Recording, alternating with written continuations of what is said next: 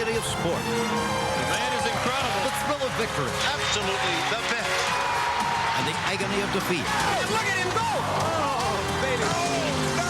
This is ABC's Wide World of Sports. ABC Sports welcomes you to Kentucky Speedway as the IndyCar Series takes the grid. Rookie sensation Danica Patrick has pole position. Can she get her first win?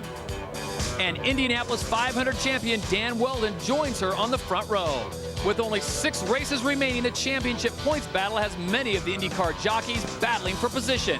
This afternoon, they are ready at the starting gate. It's time to make a move.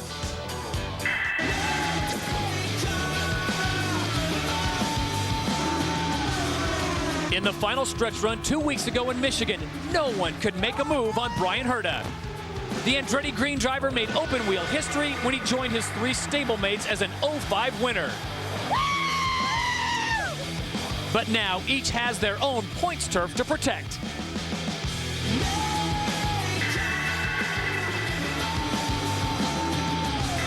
Riding highest in the saddle is points leader Dan Weldon. In the first 5 races, he was the man on the move. 4 wins, including the Indianapolis 500. Winless since, he must now tighten the reins in this championship derby. On the outside looking in is Sam Hornish Jr., 78 points back, along with Tony Kanaan and Dario Franchitti. Each has cracked the victory lane whip, but none can afford to make any more wrong moves.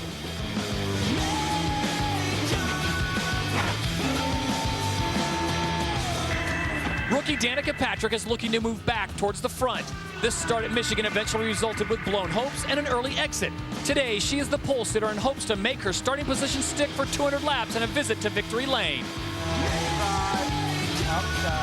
The Amber Alert Indy 300 moves towards green next.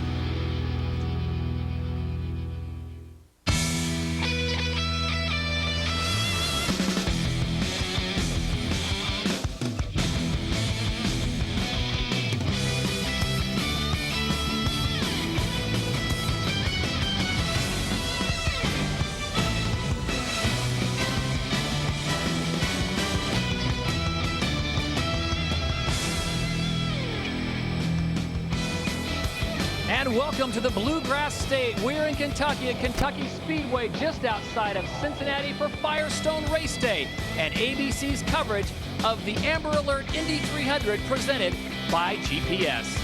And hello once again, everyone. I'm Todd Ayers on a very hot and balmy day here in Kentucky, but the racing should be fantastic. Big story, Danica Patrick back on the pole for the 2nd time this year. Now, qualifying was washed out on Saturday, so Danica had the fastest practice time, a 2:17.7, so that gives her the pole position. Dan Weldon will be joining her on the front row. The Andretti Green team, well, they are the 4-headed monster, and last week in Michigan, the 4th member of that team got his first win in Bryan Herta, and Bryan Herta is quite a story.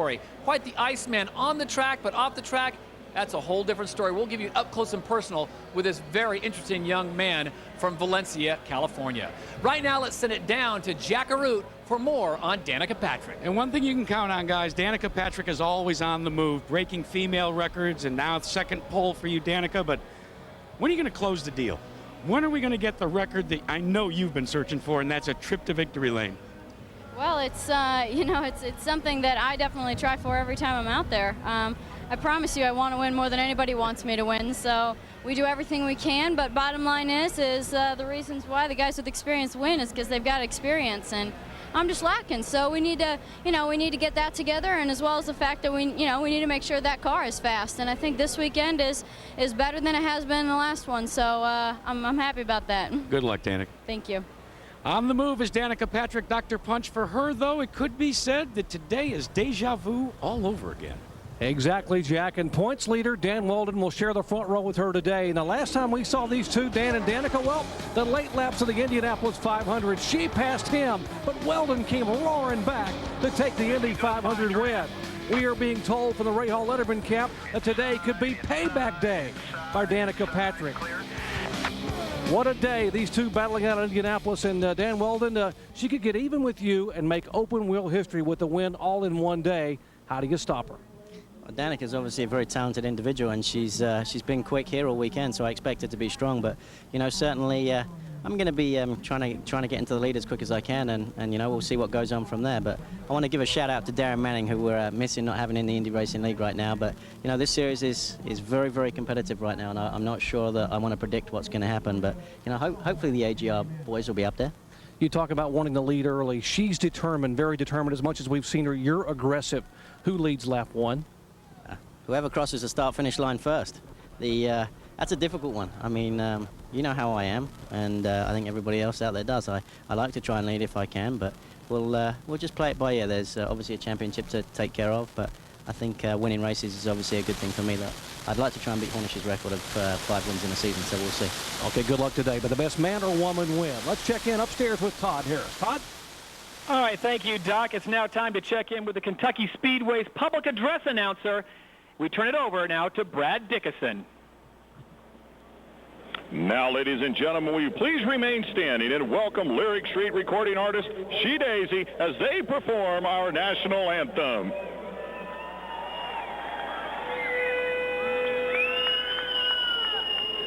Oh, say can you see by the dawn's early light what so proudly we hailed at the twilight's last gleaming, whose broad stripes and bright stars through the perilous fight o'er the ramparts we watched were so gallantly streaming, and the rocket's red glare, the bombs bursting in air, gave proof through the night that our flag was still there. Oh, say, does that star-spangled banner yet wave o'er the land of the free and the home of the brave,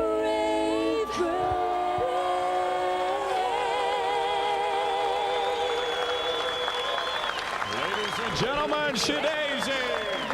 And our thanks to She Daisy for a tremendous job on the national anthem here on very hot and muggy circumstances. We are almost green here in Kentucky. It's the Amber Alert Indy 300.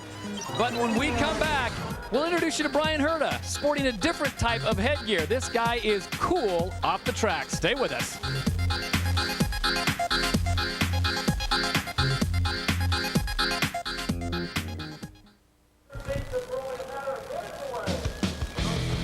The Amber Alert Indy 300, presented by GPS on ABC Sports, is brought to you by the sponsors of KentuckyAmberAlert.com.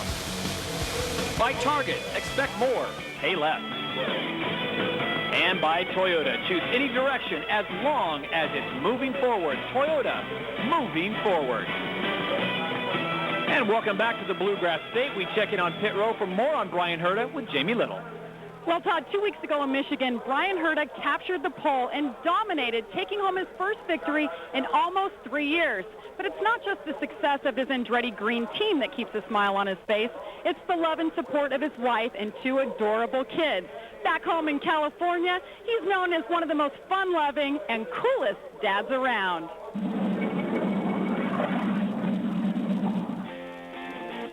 Hey, this is Brian Herta. Welcome to my house. I've got the family here. Everybody always asks me what's a race car driver do when we're not racing, and today you get to see what I do on my days off.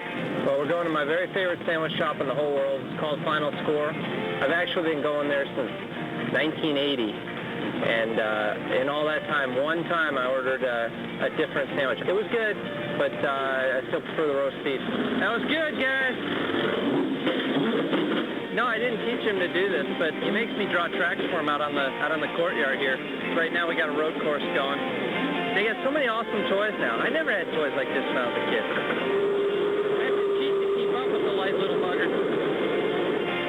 That's the great thing about still being a kid at heart. My wife always says she's got 3 kids. It's a nice little refuge, you know. It's quiet, peaceful, and it's a nice departure from the racetrack. I get to get away and relax a little bit.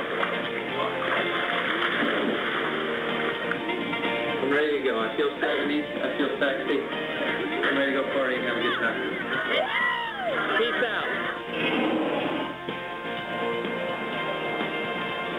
And we're back. Sorry if you see it breaking up a bit. There are torrential rains in New York, but we're sticking with it. And right now we're joined by Brian Herta, who anxiously awaits to get in his car. Brian, you've been the developmental driver for this Andretti Green team for a while now. You've helped all your teammates to victory lane. What was the difference 2 weeks ago to finally get you there? Well, I tell you what, I knew my turn would come on this team. And, when they created this 4th entry to keep me on Andretti Green, it was just, this is the team I want to be on. I'm having a great time. I'm glad I finally got that first win for XM and for all the team. And, hopefully we get a second one here in Kentucky. All right, Todd? All right, thanks, Jamie. We will try to rectify these problems in New York City. You are watching ABC's coverage of the Amber Alert Indy 500 presented by GPS. We'll be back in a moment.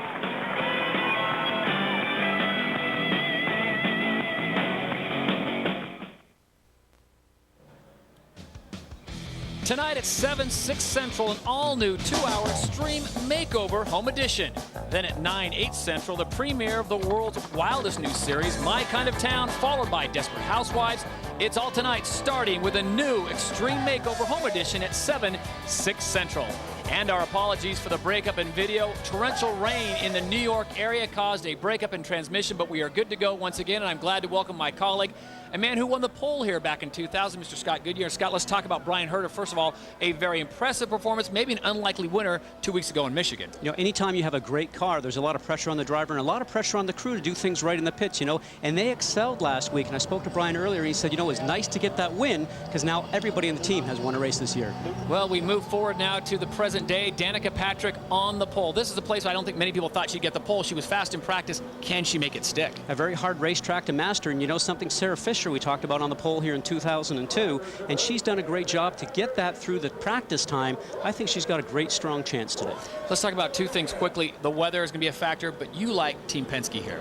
Penske, it's like Sam Hornish. When he came out in the racetrack, he looks like he's very strong here. He's close to home somewhat in Defiance, Ohio. There's a lot of pressure on him, a lot of fans here, a lot of I Love Sam stickers around. I think right now, without a doubt, Team Penske's running strong, and Sam seems to be getting better each race, and I think he's eyeing another championship. All right, we are almost set for the most famous commands in all of racing as the fans continue to file into Kentucky Speedway. They're expecting some 60,000 people plus here, and that's really a credit to the race fans in this great Commonwealth because it is hot, it is humid. Reports down the track say the track surface somewhat around 130 degrees, but there you see the temperature, 87, track 130. And partly cloudy, 30% chance of rain, humidity at 58%. It's now time for that great command, and for that we join the governor of the Commonwealth of Kentucky, Governor Ernie Fletcher. Now, race fans, it is time for the most famous words in motorsports. Here to give that command, please welcome the governor of the Commonwealth of Kentucky, Ernie Fletcher. Ladies and gentlemen, unbridle your spirit. Start your engines.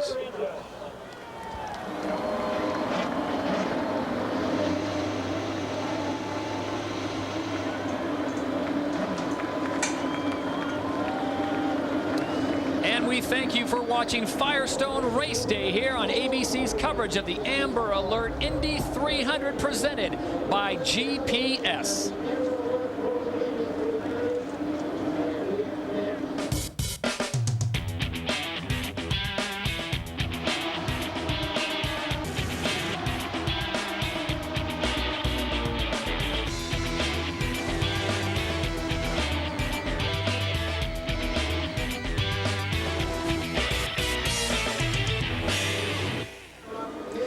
Well, this track has a rich history of winners and pole sitters. First off, the winners. Adrian Fernandez last year, 2004, got the victory. He is an owner this year. And we also want to send out a get well soon to his father, Adrian Fernandez Sr., who went through open heart surgery. Sam Morris Jr. has won here. Buddy Lazier has won here twice. Now, the pole sitters, also an illustrious group. Danica Patrick, of course, this year. Buddy Rice last year. Sam Hornish. Sarah Fisher has the record. Who'd she take that record from? My partner, Mr. Scott Goodyear, who had it in 2000. As you look at the Amber Alert starting grid going off the top of your screen, there you see Ryan Briscoe will be starting 13th, Koski Matsura and Elio Castroneves rounding out the top 15. Should be a great day, but we've talked about the track. It is tricky, to say the least, as we send it down to pit row one more time before we go green with Jamie Little. Well, Todd, what a week it's been for four-time Indianapolis 500 winner A.J. Foyt. He was attacked by killer bees last weekend. Over 200 bee stings. He said he saved his life by jumping in a creek. On a lighter note, they switched from Toyota power to Chevy power, and A.J. Foyt IV is starting 12th, his best start in the last year. Dr. Punch? Well, Jamie, let me introduce you to Kara and Flynn Lazier. This is the wife and 6-year-old son of today's 8th-place starter, Buddy Lazier. Now, sadly, the majority of Buddy Lazier's 8 wins occurred before little Flynn was even born here, so he's never gotten to experience a celebration in victory lane. This morning, he told his dad, he said, now that I'm old enough, give me a victory and a memory that I will never forget. So as you might expect, Buddy Lazier is indeed fired up. His mission today, quite simple. Win one for Flynn. Jack? Well, Doc, I can't tell you or predict who's going to win this race today, but I can tell you that whoever goes to victory lane will probably have to have dealt with compromise. They'll have had to make certain compromise out on the racetrack. They'll have had to make certain compromises in the cockpit. And Scott Goodyear will probably have to make a few compromises on pit road as well. They certainly will, Jack. You know, and that brings me to the keys of the race right now. One of the biggest things here is the bumpy track. The ownership has done a great job of trying to make it smooth, but I'll tell you something, it is bumpy. We'll get onto that later today. Second one is consistency. A fuel run here of a lot of laps. The car has to be strong for you all the way through. Otherwise, you're going to fade back. We'll watch for that happening today. And the third one, pit in, pit out time. There again, the access lanes are bumpy here. Drivers have talked about all morning. I got to get in and get out very quickly to make sure I have a fast pit stop time. All right, let's take a look at our onboards. There you see we are on board with Thomas Schechter. He is in the very back because of a motor change, so he'll be starting 22nd. This is Jacques Lazier, the 10 car for Target Chip Ganassi, starting 17th. Koski Matsura, number 55, starting 14th.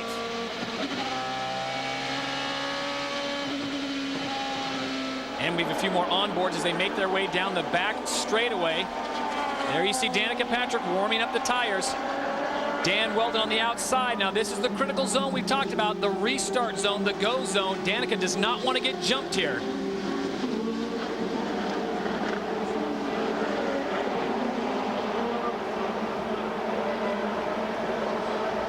The pace car will pull down.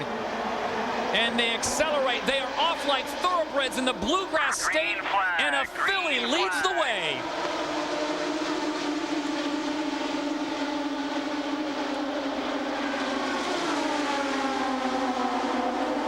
You got to be kidding me. Tony Kanaan coming all the way up on the outside. Danica may have led on the first turn, but it's Tony Kanaan now who takes in the... Scotty, he went from 5th to 1st. How many times have we seen this guy do this? He really is Superman. He gets the job done here. Wouldn't have thought that in a million years. Betting against Tony Kanaan on a restart is like hitting on 20 in blackjack. Kanaan, your leader. Weldon goes to 2nd. Danica Patrick slides into 3rd. On board with Danica Patrick. She is not out of trouble yet. Sam Hornish Jr. is trying to find a way around her. As we ride along with her right now, though, you can make sure you watch her steering wheel and her hand. She was actually starting to do some work inside the cockpit, telling you that she's making some adjustments on the car already. Dan Weldon tries to go to the low side as we ride on board with Danica Patrick, his teammate Tony Kanaan on the outside. And these two have raced in close quarters before. Here's Sam Hornish Jr. at the back of Danica Patrick, the number 6 Penske car, trying to get a run on the outside. And Scott, you see the outside is where it is less bumpy. A little smoother on the outside from what all the drivers are saying since I drove this track a few years ago. A little bumpier on the low side. Right now, there's a little battle going on for the lead. And there you see Weldon on the low side. See how he drifted up into Kanaan's lane? Those bumps there are cause of that right there. Both those guys know it. You have to make way for each other going through the turns. Side by side at 214 miles an hour, and it's Dan Weldon who edges ahead of his teammate Tony Kanaan. Kanaan will slide into a slipstream as they come through one more time. It's Weldon, the Indianapolis 500 winner, who moves to the lead. Kanaan in 2nd. Danica Patrick doing an amazing job of holding off Sam Hornish Jr. for 3rd. When I asked her this morning, she says, I just want to get a good start. I don't want to fall back because I've been up here before. Remember, this is a great start for her. When she's been up front before, she's fallen back to 7th to 9th, sometimes 12th. This is a great run for her right now as Sam Hornish is having a look on the outside. As Weldon leads, Hornish gets around her at the start-finish line. So Hornish inherits 3rd place. Danica Patrick seems comfortable to slide behind him, do a little drafting, but she seems to really like that low side. And we know that Sam Hornish Jr. loves to run up high. Rahal Letterman had some strong cars here last year as we're riding along with Danica right now. And in her mirror, she'll be looking for the 17 of Vitor Meira, her teammate, who's starting to close in on her as the laps start to click off.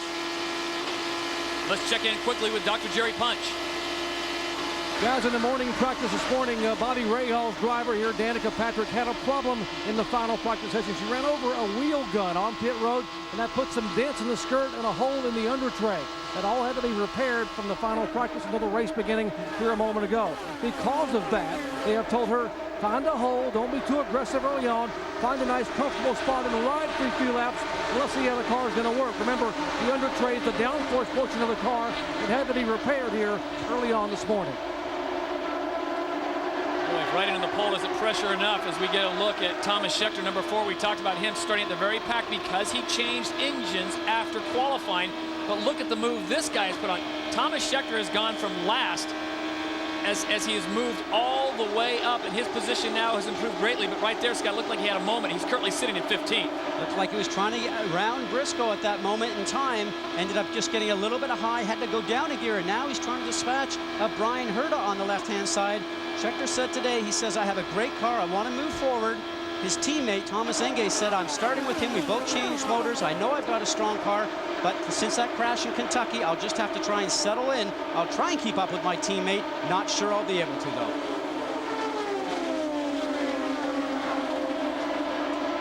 Number 3, the red and white car on the inside is Elio Castroneves. He has just made a move on the rookie, number 33. That is Ryan Briscoe. And look how close they are racing here at Kentucky. At over 213 miles an hour, they are going tip to tail as your leader continues to be that of Dan Weldon. Tony Kanaan in second, and Sam Hornish Jr. now starting to push them at the front of the pack.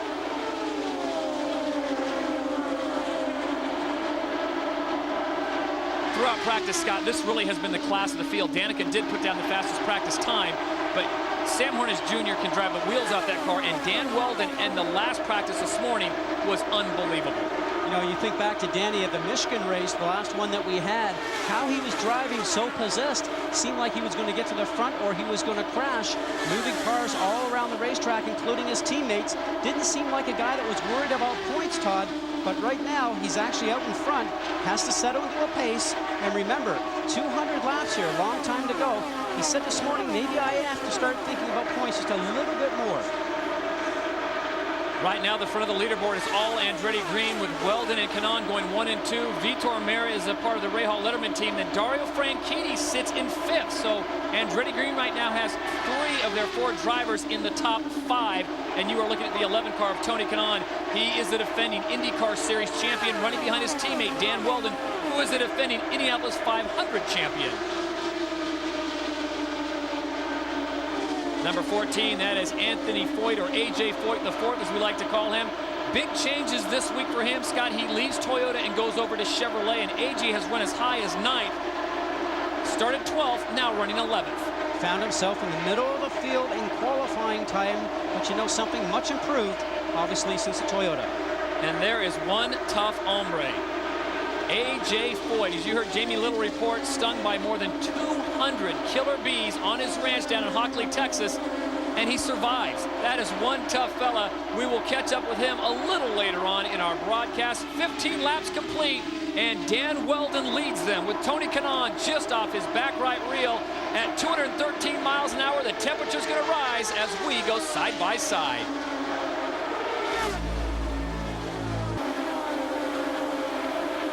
Welcome back to ABC's coverage of the Amber Alert Indy 300 presented by GPS. You are watching the anti-Ambien. This is IndyCar racing at its finest with Dan Weldon out in front on lap 21. Tony Kanaan behind him in the beauty of side-by-side. You saw Dario Franchitti make the move into third. Now Danica Patrick slid right up there with him, but Scott, she seems to be drifting back now as she sits back in 6th place as we go on board with Danica Patrick. Watching her on board, she seems like she has problems in turns 1 and 2 down there on the bumps. 3 and 4, she seems to be running just a little bit stronger, and that's the turn that we're in right now. Not much throttle modulation going through turns 3 and 4. Still coming off of there, 210, 12 miles an hour through the front section here, going into that 14-degree banking, headed forward. And the problem with Danica Patrick, guys, I commented a moment ago, they had to repair the under tray, and right now Danica is battling a significant understeer, exactly what Scott Goodyear was commenting on. When she makes a pass inside a car and she goes beneath Vitor Mira, her teammate here, she has trouble keeping the car on the bottom of the racetrack. It slides up across the track. It will not turn in the corner. There you see Danica, number 16, Vitor Mira, her teammate on the outside, which Dr. Jerry Punch was just illustrating. There's your leader, number 26, Dan Weldon, the Jim Beam Klein Tools, part of the Andretti Green Team. And look at number 11, Tony Kanaan. He is used to being up front. Let's take a look back at the restart. Watch Tony Kanaan's move here.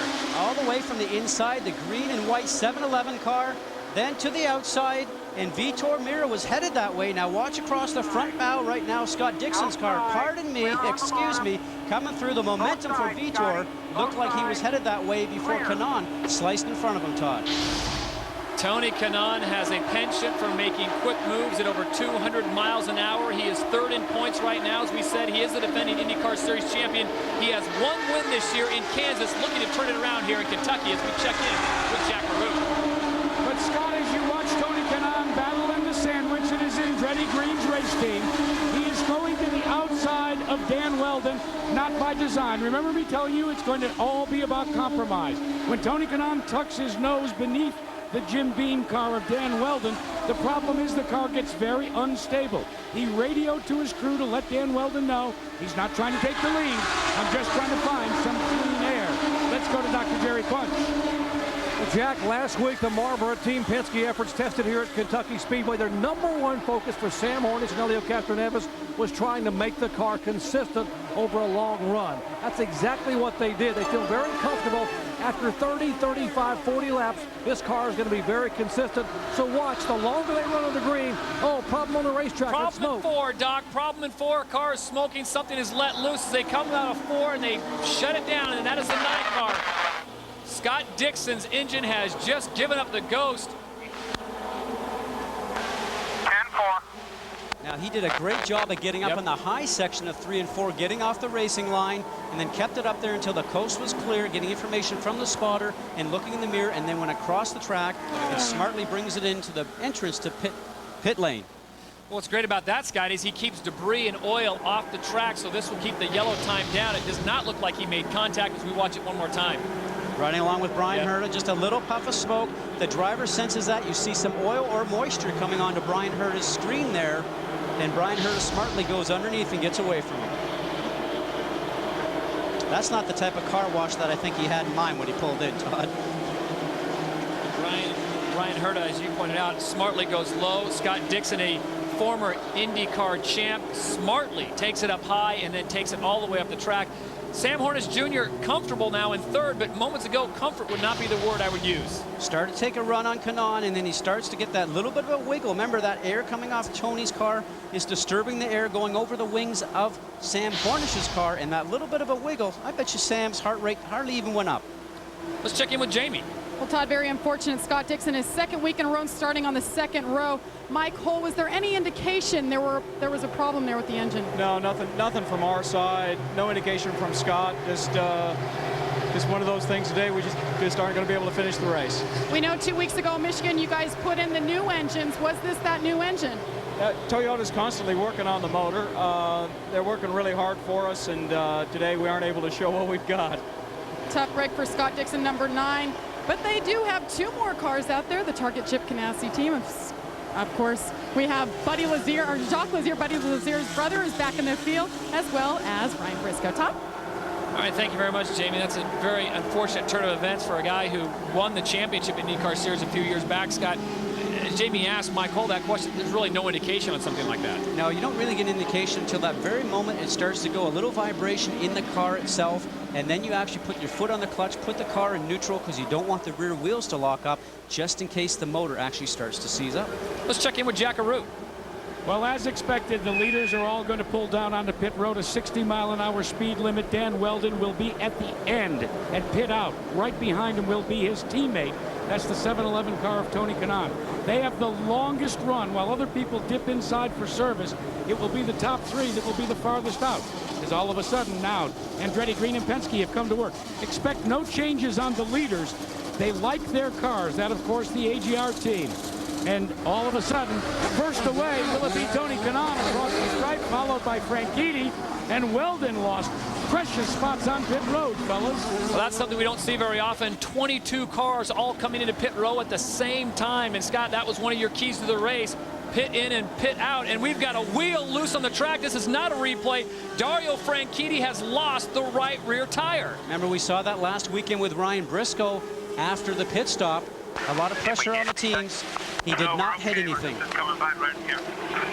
Okay. Now, what he wants to do, his mindset right now in the car, Todd, because it's going along like a tricycle on two wheels, he wants to get back in the pit lane, get the wheel back in the car, get out on the tail end of the lead lap, does not want to go down a lap. Honestly, it looks like it's slow, but he's pedaling that thing as fast as he can go. Well, the safety concerns of that wheel, which weighs in excess of 200 pounds, coming off the car at more than 60, 70 miles an hour. Fortunately, it was on the inside there, and it was no one near the fans. Watch this.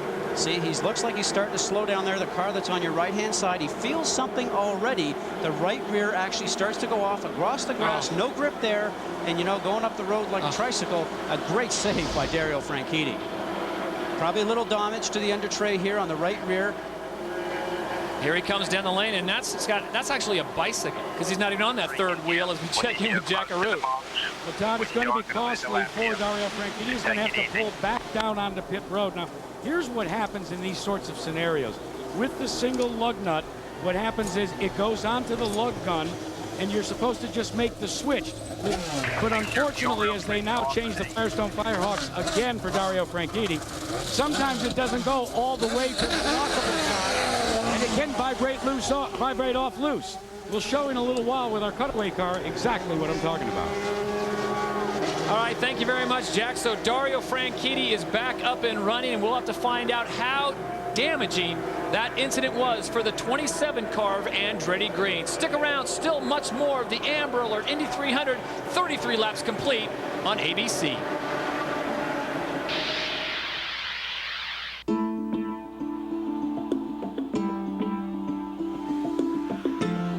It started with a dream that led to a philosophy that led to a mission. Never stop learning. Never stop winning.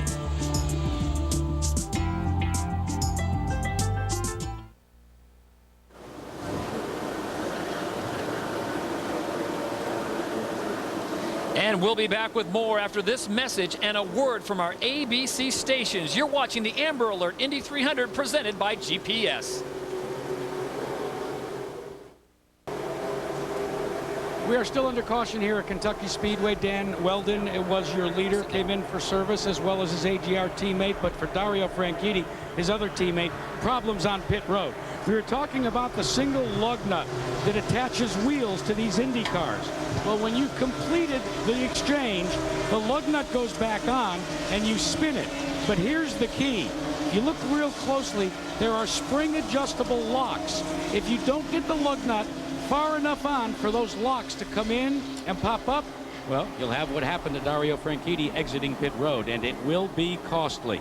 Wheels and loose wheels has been a story for the last couple of weeks here in the IRL. Let's check in with Jamie Little. That's right, Jack. 2 weeks ago, it was Ryan Briscoe's car. Unfortunately, though, a crew member took the brunt of that loose wheel. You take a look at this dramatic video footage, and it was Josh Junge, Patrick Carpentier's outside rear tire changer. Now, Ryan Briscoe You're looking at footage of the big crash in Michigan 2 weeks ago. Now here you're looking at Ryan Briscoe coming down pit road. His wheel comes off. Keep in mind, they're going 60 miles an hour. That's Josh Junge took the brunt of that wheel, of course, having no idea where it came from at the moment. He had a concussion. He tore his MCL, pulled his hamstring. Guys, the good news is he's okay, and he was saved thanks to his helmet right here. And we go back to racing. All right, we are 1 lap to green, and it gives me great pleasure to introduce the governor of the Commonwealth of Kentucky, Mr. Ernie Fletcher. And Governor, good to have you with us, and thanks for hosting us in this beautiful facility. Well, Todd, thank you. Thanks for the opportunity. I want to say thanks to ABC as we do this Amber Alert Indy 300. It really is a great cause, and we launched a War Portal Amber Alert here in Kentucky today, so it's a great race, and thank you, Todd. Well, the green flag comes out, Governor, and you can help us out here as they come around one more time at your beautiful facility. It's Tony Kanaan and Vitor Meira, so the Brazilians go 1 and 2. And the crowd here today is fantastic. What a great day. We've got outstanding 60,000 folks or better. It's a beautiful day here, and we're just so glad to be sponsoring this Amber Alert Indy 300, Todd. Well, the Bluegrass State has a special place in my heart. This was the first place that someone gave me an opportunity to work in television, and my first son was born in Kentucky. So, you know, we call it the state of unbridled spirit. There you go. Obviously it's where people can reach their full potential. There you go. We appreciate you stepping by our booth and joining us for moments. Thank you, Todd. On a great day of racing here at the Amber Alert Indy 300, and our thanks to the governor of Kentucky, Ernie Fletcher.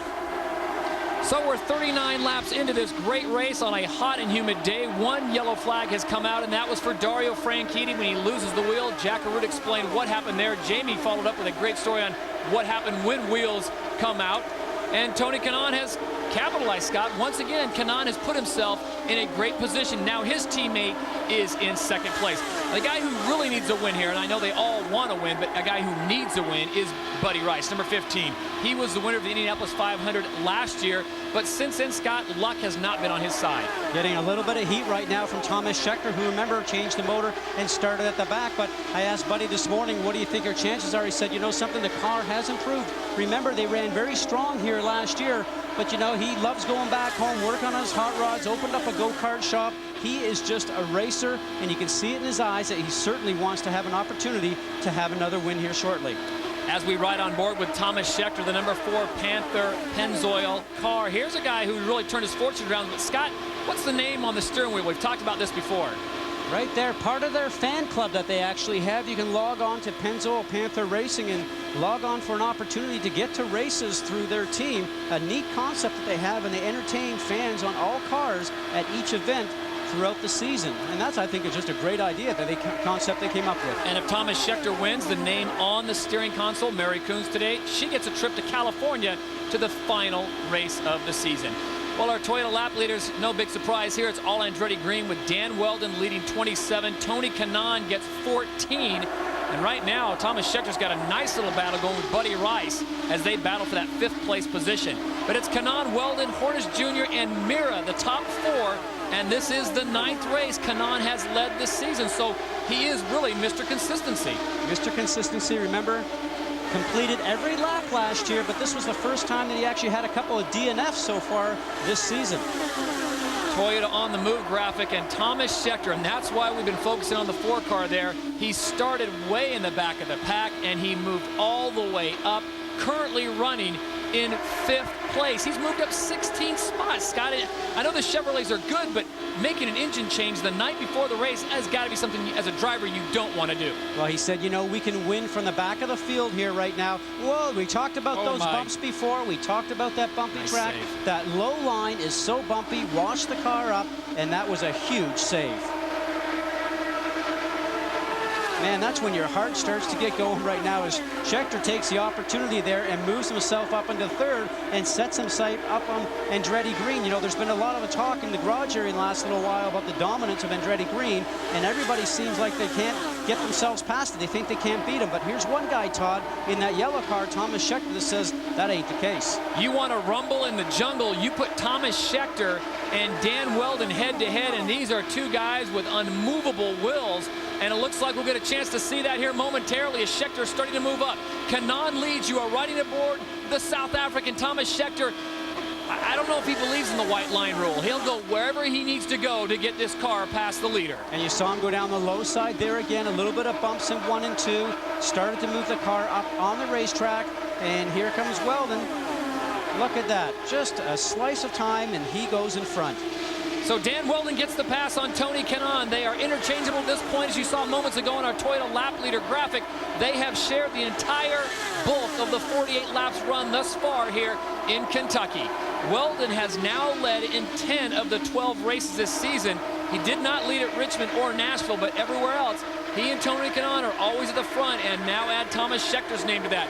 Weldon moves to the front, Kanaan in second, Schechter sits in third. Who will change now? Will Kanaan make a move? Will it be Schechter? Stick around and find out. More from Kentucky after this short break.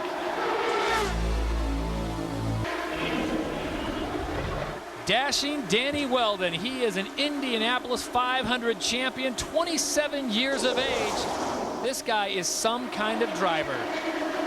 Scott, you said that at the beginning of the year, he certainly said that was the one race he wanted. Well, he got it. Now he's looking for a championship on the IndyCar Series. Join us next Sunday as the IndyCar Series heads to Pikes Peak International Raceway for the Honda Indy 225. Now, there's only 5 races left to decide the championship.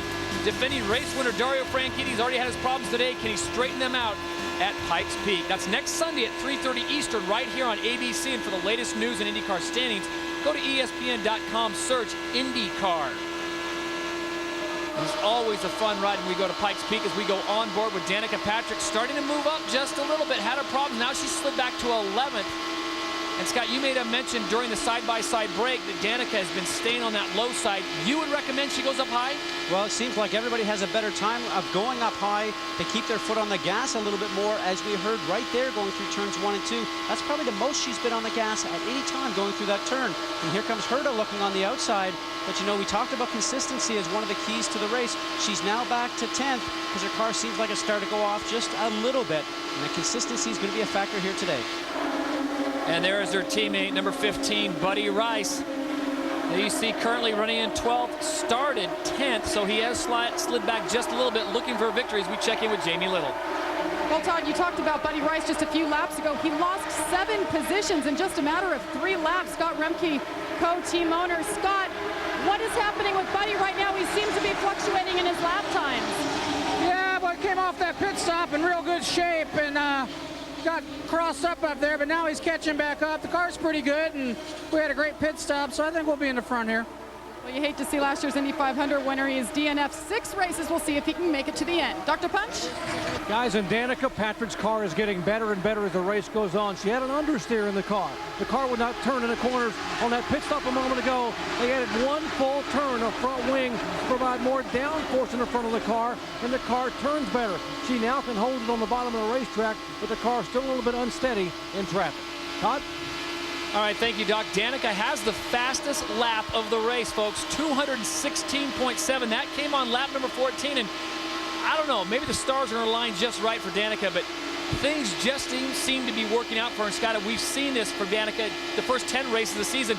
She will fade, but she always seems to come back towards the end of the race. You know, I think they've seen a different Danica this weekend. You know, just the seriousness on her face, the pressure that seemed to be on her this morning, and sometimes that's needed. Sometimes people work best under pressure. And today, I just say it's something there about her. She just is very confident today. Fellas, if you want to take a look at a dark horse that may be a contender by the end of this race, just watch Brian Herta. Hot off his win at Michigan, he just radioed to his crew that not only does he like his car, he's getting excellent fuel mileage. Talking about compromises again, the way this race is folding out, we could have somebody trying to do it on fuel consumption only, and that guy could very well be the XM satellite radio car. Good pick, Jack. Herta started 11th. He fell to 16th. Now he's back to 11th. And this guy is, I guess, somewhat of a mad scientist because he's the guy that goes out and tests and does so much for Andretti Green. And I like Jack. I would not count him out. The young man from Valencia, California is looking very strong now, currently running in 11th. Guy that has a tremendous amount of experience, and that's why Michael Andretti certainly want to hire him. Here's a group of cars right now with Vitor Meira on the bottom and the number 3 of Helio Castroneves on the high side. Boy, what an improvement for him. Started back in 15th, and he said the other day, I'm having an SSS session. And you go, what is that? He says a super slow session. And he said it so quickly I could hardly even understand him. He just said, I don't know what's going on. He says, I am just going so slow. We can't make it go fast, but changes overnight. This morning's warm-up wasn't bad. He's got a race car. There you see the two Penske cars right next to each other. Hornish, number 6. Castroneves, number 3. And behind them is number 17. That's Vitor Meira. There's Thomas Scheckter, number 4, just going out in front. Really, Penske Perfect kind of sums up this team, Scott. They come out, they expect to win every week. And I know you thought that Sam Hornish Jr. was the guy to beat at the start of the race. So what did Helio Castroneves' crew do to that car overnight? Quite simply checking in with Rick Reideman. I asked him that question. He said, we put Sam Hornish's setup in Helio's car. The love of having a teammate always works best. Had that before, Todd. Sometimes it works for you, but sometimes you just have to dig down deep and accept it. It might not be exactly what you want to drive, but you have to make it work. Well, they are polar opposites indeed. Helio Castroneves and Sam Hornish Jr. Helio living down in Florida. Sam at home at Defiance, Ohio. And right now, it is Sam Hornish Jr. currently running in 4th as we get set to go side by side. You miss nothing on the IndyCar Series. All the action. When we return, we'll be very close to yet another harrowing pit stop. Stay with us.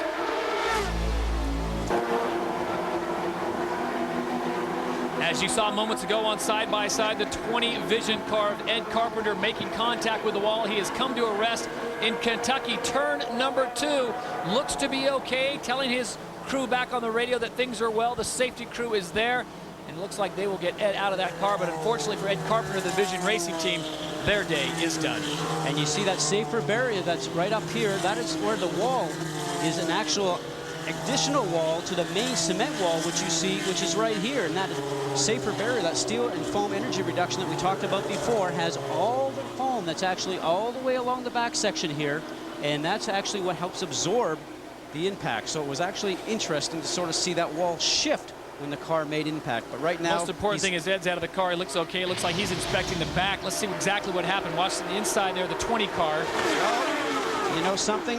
You saw that front section break up, the right rear go down, something broke in the car. Now let's take you back to Thomas Enge back at Nashville. Had a suspension failure, as did the number 11 car of Tony Kanaan. Remember, he turned around and the same sort of thing.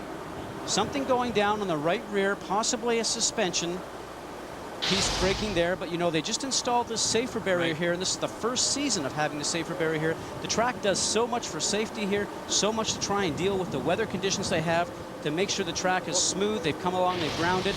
Great ownership here. Let's look at it one more time on the left side of your screen. Watch the back side just drop. Right in this area here, you can see the left front goes up, the right rear has dropped down, the tire is still inflated, so it looks more like a suspension piece has broken or failed and dropped the car down. As the safety crew continues to try to extract the number 20 Vision Racing car, the pits are open, the leader is coming down. Let's see if everyone jumps in and does this little party as we go in with Jamie Little. As Danica Patrick comes down pit road, they're expected to make no changes. She says so far the car is good right now. She's having problems hearing her spotter, though. They've changed batteries up there, but all is good. She pulls into the pit stop. Good job. They're going to take 4 tires. Just watch it. Fuel, counter it. down. Watch it. She says no changes. You see her hand there. No changes. No changes. Come on, guys. Install. Install. Danica had a problem. She's still sitting in the pit, guys. Neutral. Off the clutch. She killed it in the pits, guys. Her hands were up on the steering wheel. Jack?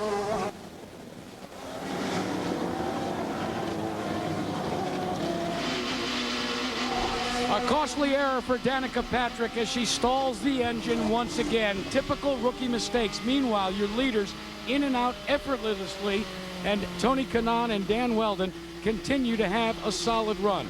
Latest report coming from the accident fellas. The report initially is that the front push rod is actually what broke on the car, number 20, for Ed Carpenter. All right, thank you, Jack. Thank you, Jamie, as they continue to try to get Ed Carpenter's vehicle off the track. And for Danica Patrick, Scott, that was almost, I don't think she knew the car was dead, because she was waving to go, go, go, and they had to tell her that the car was dead. Well, I'm not sure if it was that or she was actually thinking that she was trying to tell those people. Remember, she's got some radio problems going on right now, so she doesn't have the opportunity to let them know what's going on over the radio. Well, all 21 cars that are still active all came out. There you see Kanaan, there's Weldon, there's Schechter, and Danica stays in the pits. And this is 2 times in a row the entire field has come in for the same pit stop. Difficult situation for her, but now the key thing is going to be patience. She's got a good race car, maybe not a winning race car right now, but she's got a good race car. Have some patience. There you see just how close it was between Tony Kanaan and Dan Weldon. Schechter in 3rd out. Sam Hornish Jr. There's our Quaker State pit exit cam. Vitor Mera goes by. Dario Franchitti and Scott Sharp. And if you're Dario Franchitti, I guess that first turn makes you a little nervous. Make sure the wheels stayed on. Unfortunately for number 20 in the Vision Racing Team, Ed Carpenter, his day is done. We will go side by side. We are under yellow in Kentucky.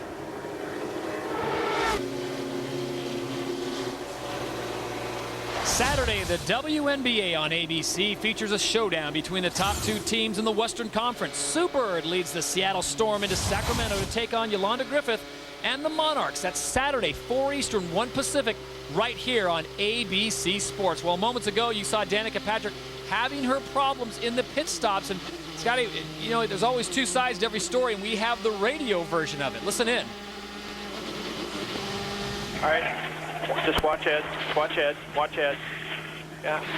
Yeah, we'll get it. We'll get it. We'll get it. It's stalled. It's stalled. Come on, guys. It's stalled. It's stalled. Come on, guys. Make sure you're in neutral. Off the clutch. Go, go, go, go, go, go, go.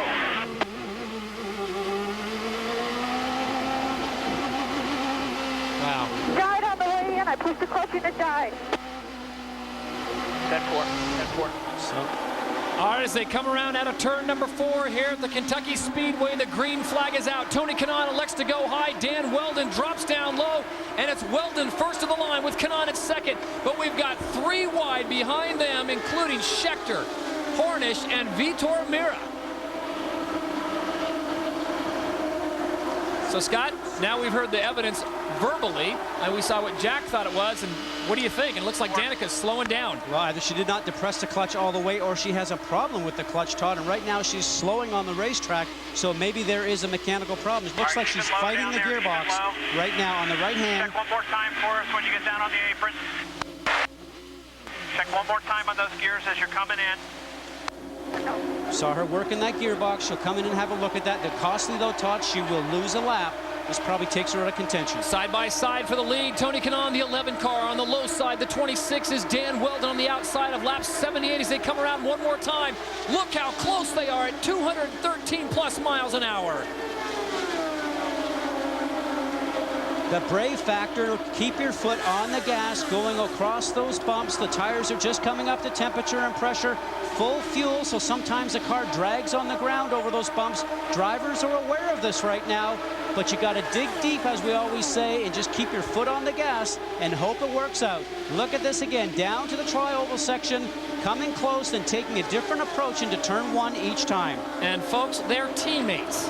There's a lot of trust right there. The Brazilian, Tony Kanaan on the inside, Dan Weldon on the outside, number 26 from the UK. He won the Indianapolis 500 this year.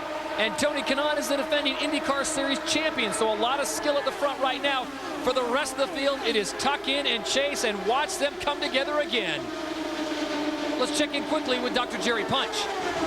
Well, after a promising beginning, Danica Patrick's day now sits on pit road. Danica with Ray Lito. Danica came in. I heard her commenting about the gearbox. What's going on, Ray? Looks like we don't have any gears above 4, 5, and 6. So we're going to take a look at it and assess whether we're going to change the stack. Was this related to the stall on pit road a moment ago? Yeah, it's hard to tell. We're downloading the data. It could be. That could be why it stalled. Maybe we lost a gear on the way in, and then didn't notice it till the restart there. All right, Ray Lito and the crew's going to try to get her back out, but she sits right now on pit road. They're going to try to change the gearbox. Guys? Well, it looks like Thomas Schechter, number 4, is slowing down. Remember, he changed an engine. He was forced to change an engine last night. They said there was a little bit of leakage, a little smoke. decided to change that Chevy engine. He came out, Scott, this morning very fast in practice. Very strong. The motor's still running. Obviously, you can hear the car running. He's going through the gears, 60 miles an hour. The cone zone's coming up here very shortly. The black barrel's along 60 miles an hour in the pit lane. Very strange. Maybe he might even have the situation in the gearbox because the engine is running. Guys, exactly right. Exactly the same thing you heard a moment ago from Danica Patrick. Thomas Scheckter said, all I've got is racing gear, nothing else, and the gearbox is vibrating. He has now come to a halt all the way from the back of the pack to third on the field, and now a gearbox problem puts him on pit road. Very tough, this racetrack. We talked about the bumps and everything of that nature. Not only tough on the drivers, but also tough on the equipment. We're seeing that, I think, a little bit right now, Todd, with the gearbox transmission. It's Weldon, Kanaan, and Mira, your top three as we check in down by the medical center in Jamie Little. Well, Todd, actually, Ed Carpenter's already checked in and checked out. He's okay. We saw him hit the wall pretty hard earlier. What happened from your perspective, Ed? I don't know. Something obviously let go or broke in the back of the car. I just turned into one and the thing swapped in on me. So got a lot of work to do in the next couple of days to get ready for Pikes Peak. It's a quick turnaround. Hopefully, we can turn our fortunes around there. I mean, we had a bad week a couple weeks ago at Michigan, and bad luck again here today. So we need to get it going again. Vision Racing, a startup team this year, guys. They've had their work cut out for them, but they will be back next week. Todd? Good to hear Ed Carpenter's okay. Dan Weldon, Tony Kanaan going 1 and 2 here. We'll be back with more as we go side by side. Weldon leads, Kanaan sits in second.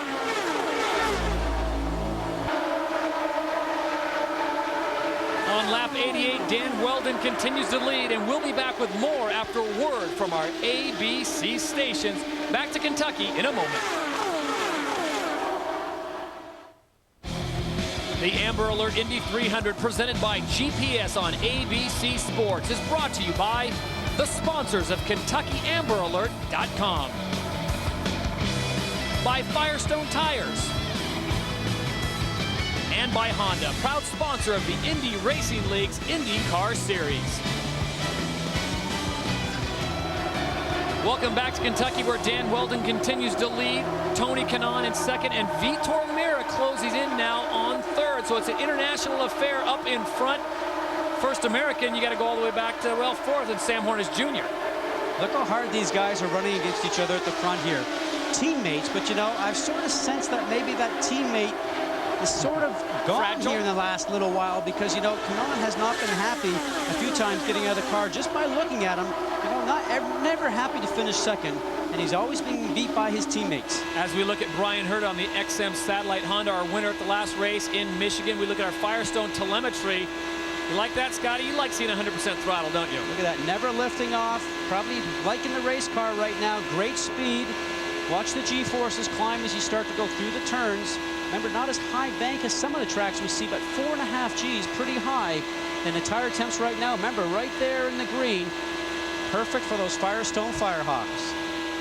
Well, perfect for him. An unperfect day for Thomas Scheckter, who's standing by with our Dr. Jerry Punch.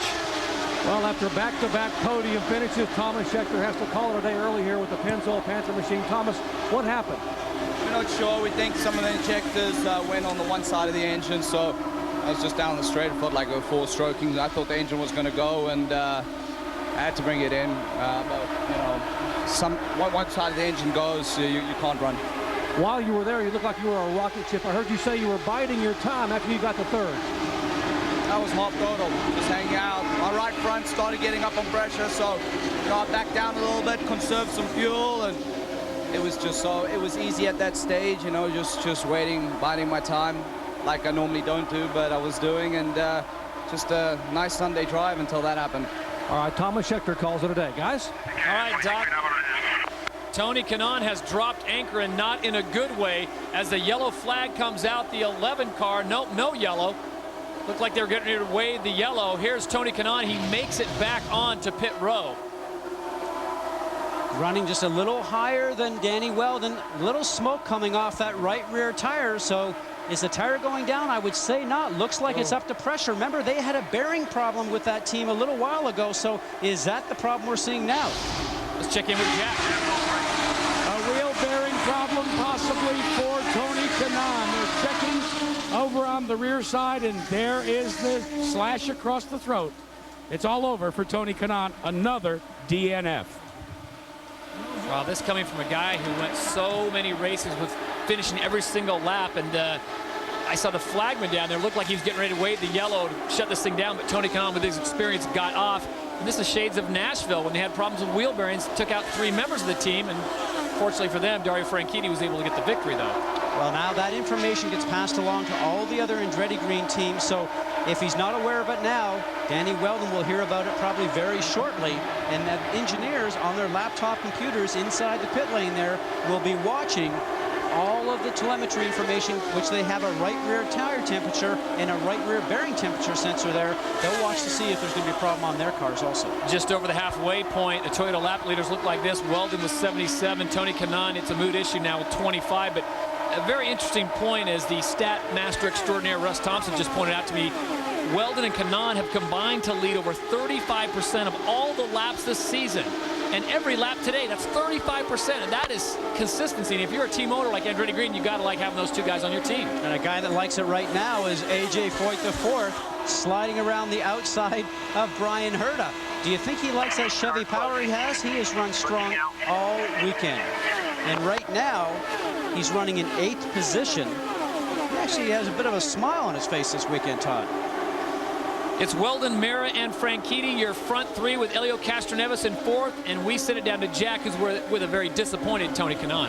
And yet the first thing that Tony Kanaan did, guys, is he went to each and every one of his crew members and thanked them for the effort that they put forth today. Tony, it's so tough when you have a did not finish like this, but I wonder, is the track conditions, the roughness, is that contributing to some of these failures? I think so, for sure. I mean, we can't blame on the racetrack, of course. It's bumpy for everybody, so not everybody's having the same problem. A shame for the 7-Eleven team. We're doing a great job, man. I was protecting Dan, he was protecting me. It was a fun day. I had a good start. I was laughing, but you know, short day for us. Now, what do you do as a teammate? Do you go and make sure that all your teammates know what the failure was? No, of course. I mean, for sure they all are here right now, and you know, hopefully it's not going to happen to them. We have a car in 1st place, a car in 2nd place, and we're going to win this thing for sure. Yeah, but he's not in 1st place anymore, fellas. Vitor Mira is on the run. Vitor Mira just getting the pass while Jack was talking with Tony Kanaan, so it's Mira out in front. He gets on the Toyota lap leader scorecard. Dan Weldon seems to be happy to tuck in behind him. And for Tony Kanaan, the 30-year-old from Salvador Bahia, Brazil, unfortunately his day is done. But another Brazilian moves to the front. It's Vitor Mira. He is 28 years of age from Brasilia, Brazil. Can this Brazilian hold on for another 92 laps? Stick around and find out as we go side by side.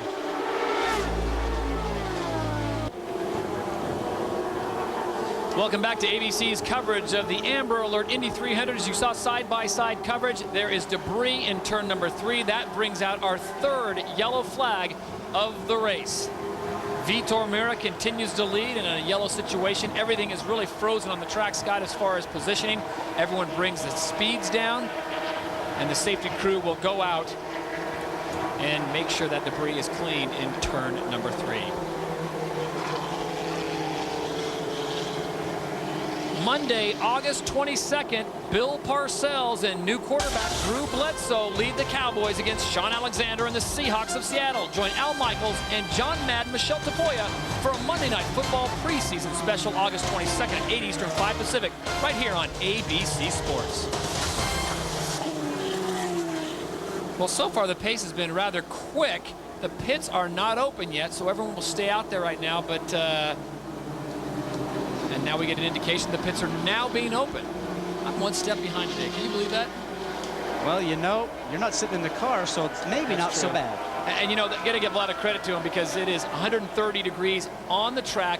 You're in a fire suit. You're in a cocoon, in a car going 213 miles an hour. A little dicey. And look at this. Dan Weldon decides to dive underneath Vitor Mira. Let's set it down to Jamie Little. Well, guys, when Vitor Mira took over the lead, Bobby Rahal, team owner, came down from Danica's pit to Vitor's. He doesn't even have a headset on. He's just watching and observing. Here goes Vitor Mira. He comes in. No changes are expected. He's happy with the car. He can run high. He can run low. And Scott, we've heard it all day. That is what will win the race. It's a good stop. 7.9 seconds. Meanwhile, the work continues. continues on the Jim Beam car. By virtue of leading the points, he has the first spot. Drag race out of pit lane. Who will it be? Was it Dan Weldon able to come back up through the gearbox, or was it Vitor Meira who ended that 7.9 second spot first? Looks like Meira beat Weldon to the line.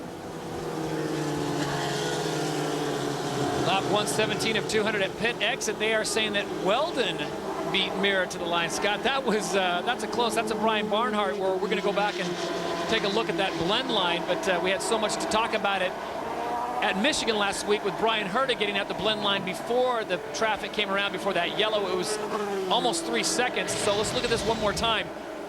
Now this is the entry, actually. So right now Weldon decides he's coming in. Meira sort of held off behind, but they are actually underneath yellow, so Weldon cannot pass Meira until they get inside the black barrel, which is actually turning around and giving you the 60-mile-an-hour speed limit. Once you are inside pit lane, you are then able to actually pass cars. Now here's the battle out, and the 26 of Danny Weldon, only by a nose, is going over the timeline, which is this line right here, and you can see the black cone that actually has a timing marker in it, and then there's also a blend line that's actually up on the racetrack, which is, you can see by over here on the wall.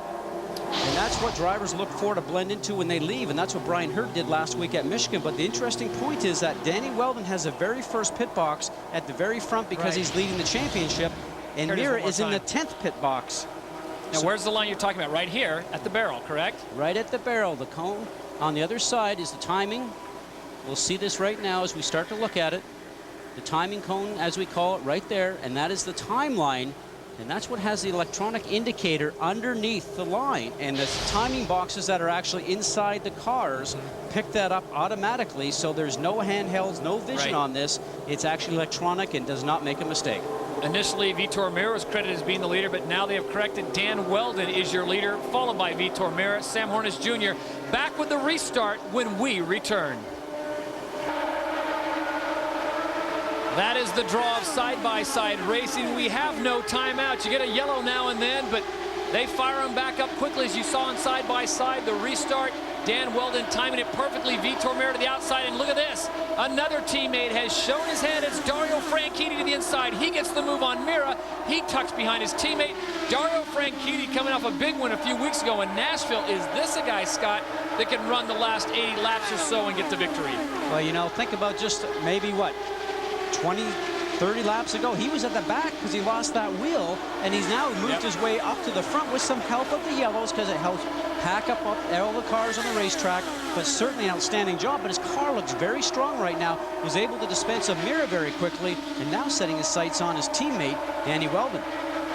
As they come to the line, it'll be 74 laps to go here in Kentucky. Your leader, number 26, is Dan Weldon. His teammate, Dario Franchitti, sits in second. Brian Herta has slid back to 16th. And unfortunately, Tony Kanaan, the defending series champion, is done for the day.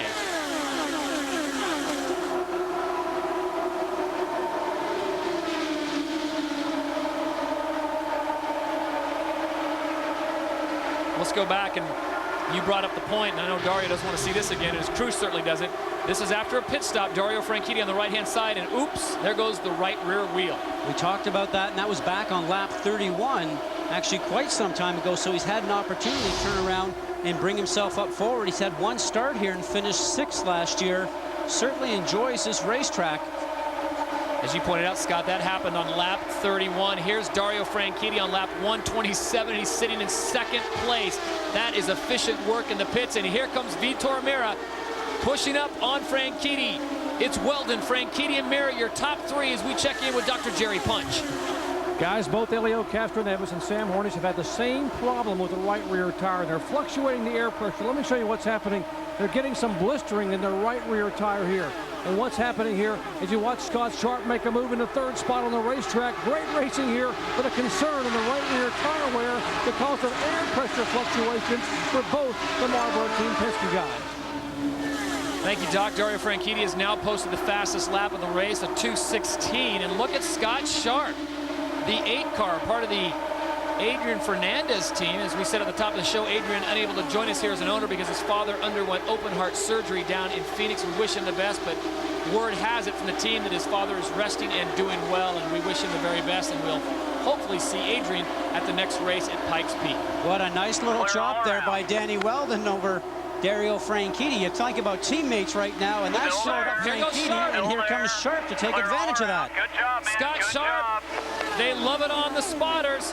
Scott Sharp drops into second place, and Adrian Fernandez won in this car last year, so it could be deja vu all over again, and Sharp is looking for more. Nice and easy, no pressure. You know, the spotter sees that right now. You know, his spotter, Jeff McComb, says, let's just slow this thing down a little bit because he knows the mist in the driver's eyes right now.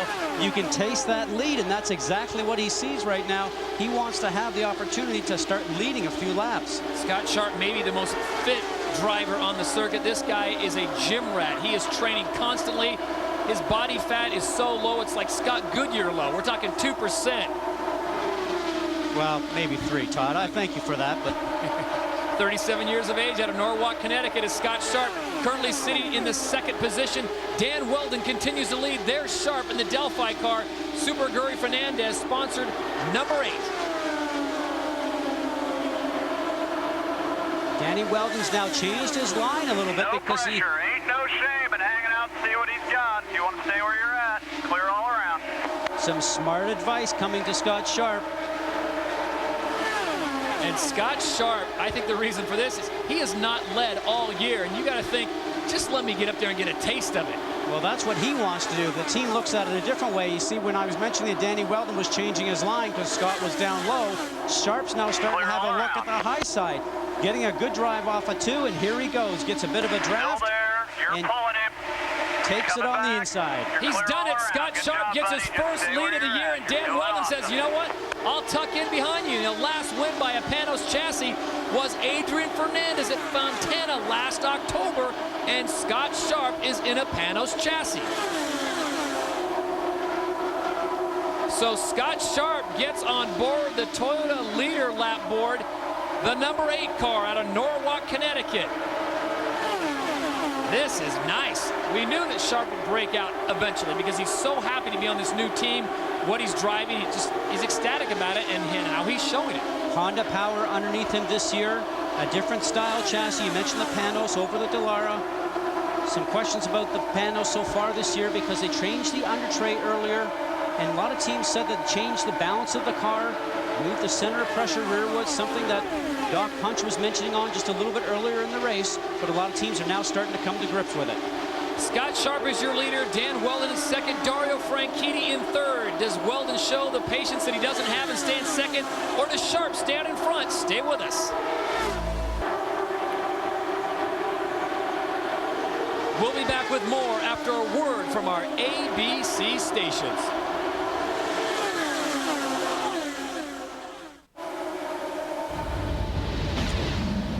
Let's take a look at our leader, number 8, Scott Sharp. As I said, Scott, he is a very fit young man, spends a lot of time in the gym, but he comes from good racing genes. His dad, a multiple champion SCCA racing. And, you know, I asked Kim, his wife, I said, he's got this new routine of working out. She says, not only once, but twice a day. I never see him anymore. He's always in the gym. Loves his boat and loves to race and would love to get this car onto victory lane for his team owner, Adrian Fernandez, who was unable to be with us today. Scott Sharp's your leader, and look at this. We've got some more changes. We get a look at his wife and his family looking on. It is Scott Sharp, Weldon, and Franchitti. And it looks like Brian Herta's got problems. He came down pit road moments ago. Let's find out from Jack Root what's going on. Well, about 30 laps ago, Brian Herta, during that caution, radioed his crew to say that the gearbox was beginning to heat up. They can tell that based on the onboard telemetry. Well, the gearbox has finally given up the ghost. They have lost several of the gears. This racetrack is putting a pounding on a lot of these cars. But one guy that likes it rough is your leader, Scott Sharp. He always told me his favorite racetracks are the ones that have a few bumps. I asked him why. He said one of the reasons he thinks is because when he was running road racing, a lot of the tracks that he started on had a lot of bumps. Meanwhile, there's a battle developing, fellas, for second spot. Yeah, good one, Jack. Vitor Mera now starting to get a sniff on the outside of Dan Weldon, who has been basically concentrating all his efforts on trying to get around Scott Sharp. And now look at this, Dario Franchitti pushing up high. And there you see your Toyota lap leaders. It's Weldon with 98, Kanam with 25. Sharp now picks up 14, and Vitor Meyer with 10. So we have some serious parity on our Toyota lap leader graphic. And this starts to set ourselves up to the last pit stop, Todd. All these drivers are starting to think about this, relaying information back to their pit lane, telling them what kind of changes they want for this last and final stop that will probably be coming up to make their car race ready perfect for the end. Jerry Punch. Well, so much emotion and anticipation here in the Scott Sharp pit. Tom Anderson may call in the shots. What's the strategy for the final pit stop? When will you make it, and what will you do in the car? Well, we're going to do nothing to the car except tires. We're going to take a small load of fuel because we've already had 3 stops. It's going to be a pretty quick stop, just 4 tires and fuel. No, everything else for the car is fine. Deja vu for what happened for Fernandez here a year ago. Maybe it is deja vu. All right, Tom Anderson down here, and you saw a moment ago Kim Sharp, Scott's wife, very emotional behind those sunglasses, starting to tear up, thinking about what could happen for her husband, who has gone 2 years without a win. Let's check in where Michael Andretti is standing by with Jack LaRue. And he's the center of the brain trust with Dan Weldon right now. One last stop, Michael. What are you going to do with the car, and how does he get back and make sure he wins here? Get a quick stop. You know, I think track position is pretty important, so hopefully our guys here will do it. And one of the advantages we've said, fellas, is they have the final box before you go to the under the speed limit at the end of pit road. Well, Jack, you saw moments ago on your little monitor down there, Dan Weldon trying to get a look on the outside of Scott Sharp, and both of these guys have somewhat of a reputation for being able to run very wide on the track. Clear all around. Well, there's a lot of battling going on right now, Todd, because Closing up. you want to be the first car coming into the pits for service if you're coming in underneath yellow. Sam Hornish is going to be first. Come on in. So Hornish is coming in. We check in with Dr. Jerry Punch. Remember we showed you they had a problem with the tire? 3, 2, 1, shallow. Nice and easy here. And that was Roger Penske walking his driver on the pit road. Leaders are in turn 3. Hornish having to change that right rear tire. This one indeed flustered as well. And Sam Hornish is down and away for what should be his final stop of the day. Penske perfect, 7.8 seconds. One of Scott Goodyear's keys to winning the race today. Pit stops would be at a premium. And once again, the battle rages on between Scott Sharp, the number 8 car on the low side, and Dan Weldon, the 26, on the outside. There you see the keys, the bumpy track, the consistency, pit in and pit out. And for Sam Hornish, he just did himself a huge favor. You know, item 3, pit in, pit out, will be especially interesting if we do our last pit stop underneath green. A lot of pressure on the drivers to come in on the access lane as quickly as possible, and then take the opportunity to get out as quickly as possible, too, faster than other people that are on the racetrack they're competing against. Doc, what do you got? Take a look at the right rear tire off Sam Hornish's car, folks.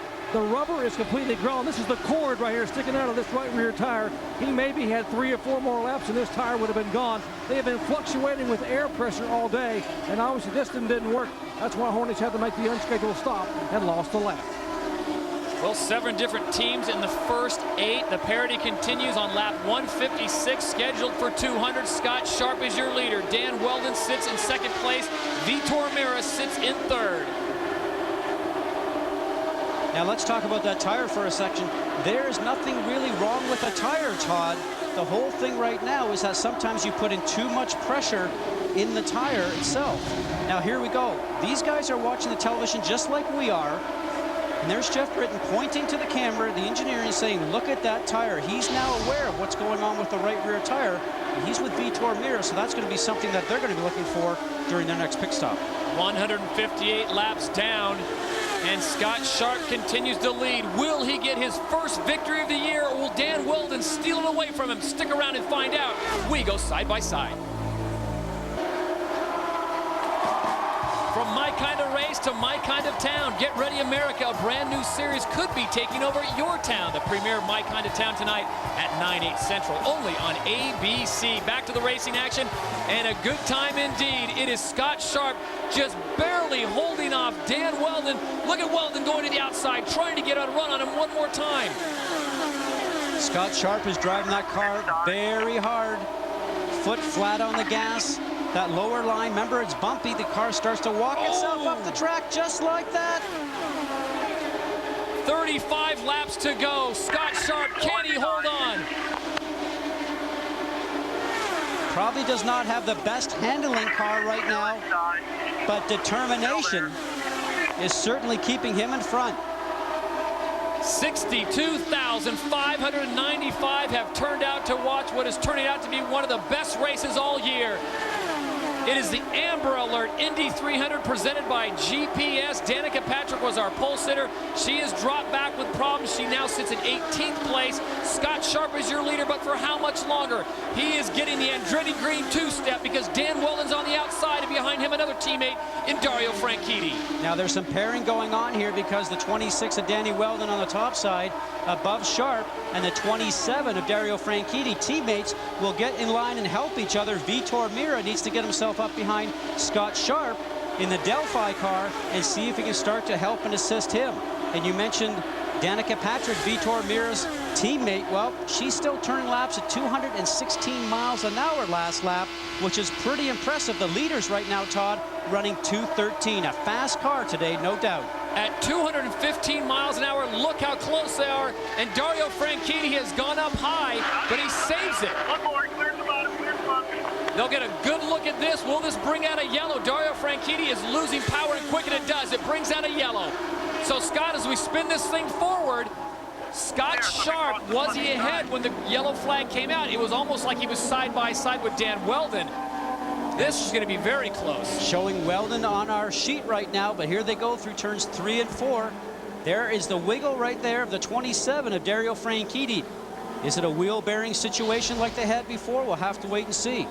So on lap 170 with 30 laps to go, Dario Franchitti brings out a yellow flag. The power is almost gone as he tries to get it around. He's down in the low lane. He'll bring it into pit row. I just don't know if he has the power to get it all. Has he shut it down? Well, it looks like it's probably still running. He stayed high coming off of 4 all the way through the D oval in the front section, all the way through turns 1. That's smart and experience to keep the car off the racetrack in case there's any problems coming off the car, any parts coming off the car, or any fluid. But right now it looks more like a mechanical situation than it does with any type of an oil leak from transmission or engine. Visor is up. He seems to know his day is done, coming in very slowly. Winner in Nashville, married to the lovely Ashley Judd. This guy is so talented. Not only is he a great race car driver, he flies his own helicopter, and you are right, Dario knows it. His day is done. So with the caution out, they get into single file row, and Scott Sharp indeed is in first place. And speaking of the helicopter, I had a chance to fly in back at Indianapolis. Yeah, that DF, that's for Dario Franchitti. That was a little birthday present for the missus. Now let's go to the pit stop here and look forward for a second. Dario Franchitti is in the last pit spot coming in, but he's actually the first one leaving, which we saw that situation before, and it sort of helps him get across that timeline as we're having a report right now that it is a wheel bearing on the 27 car, much like it was on the 11 of Dario Franchitti. Now Scott Sharp, Todd, is somewhere in about the 7th pit stall, so close, but not close enough to being up the front. And the advantage, the guy in the front that we've seen before, like Danny Weldon, the crew can watch to see when the Delphi car releases and comes out of the pit lane. Here they we can go. Release the 26. More than a 2-year moments drought ahead. for Scott Sharp. Can he turn it around here in the pits as we check in with Dr. Jerry Punch? 37-year-old Scott Sharp has not been to victory lane since March of 2003. 28 months ago, the 1996 IndyCar champion is hungry for a victory. This pit stop is critical, albeit under yellow. 4 tires. They will get it full of fuel. They cannot afford a mistake here. Very, very deliberate, getting all 4 Firestones on. Get it full of fuel. Come on out. All clear. All the way. Punch your outside. And meanwhile, Dan Weldon will not win the battle out. Wow. 2 cars pull out ahead of him. Weldon, it took 2.7 seconds, fellas, from the time Scott Sharp got to his pit box before Weldon even got to his. So there's the effects of a 60-mile-an-hour speed limit on pit road. Well, Vitor Mira may be the biggest winner there, and he and Scott Sharp almost got together at the line. But it is Scott Sharp getting out first, Vitor Mira second. Let's look at the replay one more time for Dan Weldon. Slides into a spot, obviously in a hurry.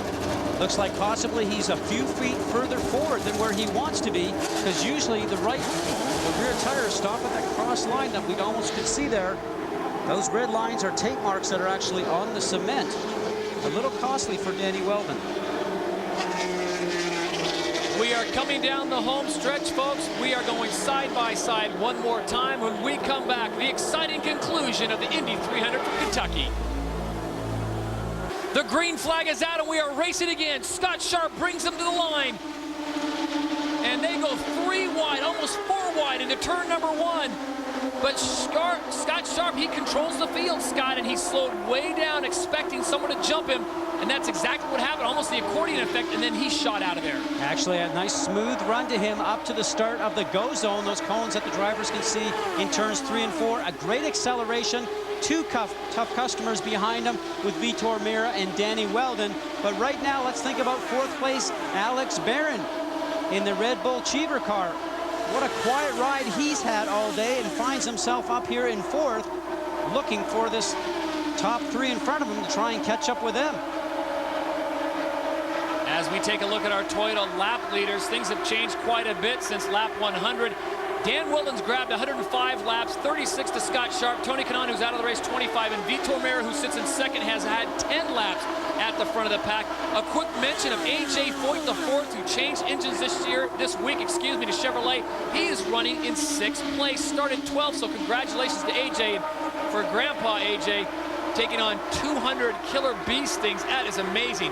Back to the front of the pack. It is Scott Sharp, Vitor Meira, and Dan Weldon as we check in with Dr. Jerry Punch. It has been 24 months since the Sharp family visited Victory Lane, and you're watching Kim Sharp watch her husband. And Kim, we saw the moisture in your eyes a moment ago. What is the emotion right now, knowing you are 22 laps away from the highest of highs? Well, it's far from over, but I just think this proves to everybody that he's not a has-been and that he can drive a race car and that he's an exceptional talent. And you have no idea what this means to any of us. I mean, all he wanted to do was lead a lap and prove to everybody that he could still get it done. And I can't say enough for Delphi and Fernandez Racing for giving him this opportunity. And Vitor's pretty fast here, but just to be up front and doing what he does best, it just proves he can still drive a race car, and I'm very happy for him. You may not be able to see it behind those glasses, but there are tears in her eyes, and she is trembling here on pit road in the final 20 laps because this could be a special day for the Sharp family. All right, thank you, Doc. I'm trembling up here because this is a great race. We've got less than 20 laps to go. Scott Sharp is your leader. Vitor Meira in 2nd. Dan Weldon lurking in 3rd, as Scott pointed out. Alex Barron sits in 4th. Koski Matsura in 5th. We heard from Kim Sharp how important it is for Scott to come back and get a win, who's already won in this series. But think about Vitor Meira right now. This is his 40th race in the IRL, and so close so many times, just by a whisker at the line. And here he is digging deep to try and get this win. You think his foot's not on the gas? It's been 41 races since Scott Sharp has won, so 40 and 41 seem to be the magic numbers as we check in with Jack Arute. Yeah, and yet Vitor Meira has been on the scene for a couple of years and is yet to win, as Scott Goodyear alluded to. I talked to Vitor earlier before the start of the race. He said all the 2nd place finishes, all the narrow split-second margins that cost him a trip to Victory Lane, that aided him for today. He told me, I've got the best car that I've had probably all year long. He said, I learned a lot finishing 2nd at the Indy 500. Jack, I'm going to see you in Victory Lane because from that education, I'm ready to go here in Kentucky. He certainly is ready to win as you look at our leader, number 8. That is Scott Sharp. Vitor Meira sits in 2nd. Dan Weldon comes around in 3rd. Then it's Alex Barron. Koski Matsura is number 55. He is Scott Sharp's teammate. Started 14th. He's up to 5th. So these guys must be rallying around Adrian Fernandez and Adrian Fernandez Sr. with 15 laps to go. As we mentioned, A.J. Foyt the 4th. What a week for their family as they make the move over to Chevrolet. And this may be the beginning of great things for A.J. Foyt the 4th. Currently running in 8th place. Started 12th. He's up 4 positions from there. You know, I've said before that he has a lot of talent, just needed a little bit more help underneath him. A report that Tim Wardrop has come over and actually started to help doing some engineering with him on this weekend also. What a great confidence booster for the youngest driver in the series right now. They're encountering a lap driver right now, and it looks like Jacques Lazier, number 10. He will keep it up high. He's a class act, does not want to impede with the leaders. Gets awfully close to Vitor Meira right there, but lets them go by. So it's Sharp and Meira 1 and 2. Dan Weldon's trying to get in the slipstream, trying to make this a 3-car race, but right now it is Scott Sharp and Vitor Meira 1 and 2. As they come out of turn number 4, there'll be 12 laps to go. 214.8 miles an hour that last lap. Very close to the speeds that they were running in qualifying, just a couple of miles an hour off. They have just told Scott Sharp, if you want to win this race, you have to stay on the bottom of the racetrack. If you keep that car there, you will win this race today. If you slide up, you may lose it. You've got to stay on the inside, particularly in the corners. He said, Roger, and that's all. Well, Scott Goodyear, you've raced on this track. You've had the pole. Do you agree? Well, the track keeps getting bumpier as the season goes on. It's a great command from your team to do that. Little different when you're sitting inside the seat. Remember, it's a bumpy lane down there, and you have to be cognizant of the car that's on the high side, that you don't drift up and start to take his lane away, touch wheels, and then cause an accident. Now, as the tires start to wear and go off just a little bit, then the car starts to want to move around some. But it's a short stint on these tires, so right now Scott Sharp's hoping for the best, and I guarantee you, not taking his foot off the gas right now. And at 214 miles an hour, Scott Sharp is in for the ride of his life with 10 laps to go. Keep doing what you're doing. 10 to go, 10 laps.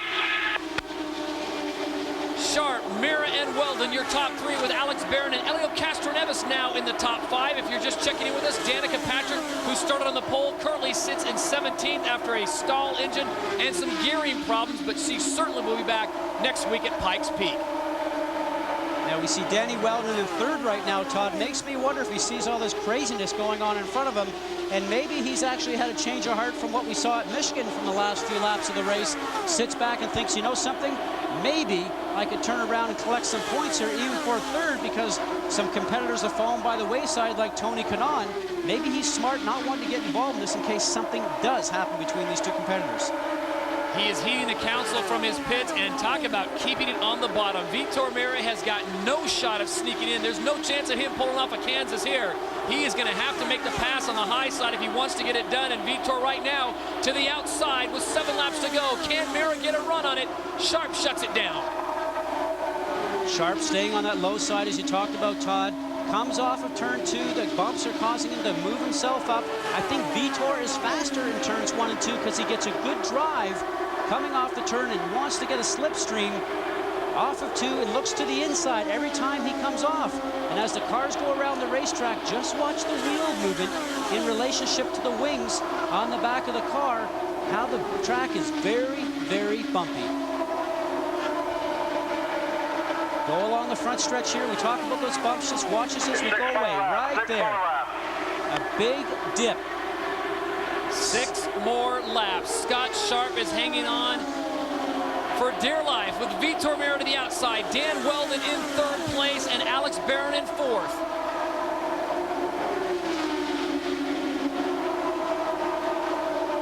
As they come around turn number 4, watch the bumps one more time. You know, it doesn't look like a whole lot. A speed bump, but at 214.7 miles an hour, that's got to rattle the cage a bit. Well, we talked about the transmission problems. Remember, 700 horsepower going outside these motors. As we look at Kim Sharp right now, look at her counting the laps, just going through it. And Scott right now is inside that seat. His heart rate is rising. He's counting the laps. He's listening to the car. All he wants to do is keep his foot on it, and he's talking to it right now. Todd, he's saying, come on, keep it going. Kimberly Sharp has the fingers crossed, and I bet if we had a shot of her toes, she'd have those crossed as well. Scott Sharp is doing exactly what they're telling him, keeping it low. Vitor Meira has nowhere to go. Either one of these guys wins, it'll be a very popular celebration in victory lane. For Vitor Meira, it'd be his first. For Scott Sharp, it would be his first in 41 races. 3 to go. With 3 laps to go, Scott Sharp leads. Vitor Meira is there. Dan Weldon seems to be in no man's land. He doesn't seem to be a factor because Scott Sharp is having the ride of his life. Vitor Meira right now goes, I don't want to be here. I don't want to be second again. Keep going, buddy. You're doing great. Closing up on the outside. Right behind you. Keep pushing. 2 to go. 2 laps to go in Kentucky. Scott Sharp continues to lead. Vitor Meira sits in second.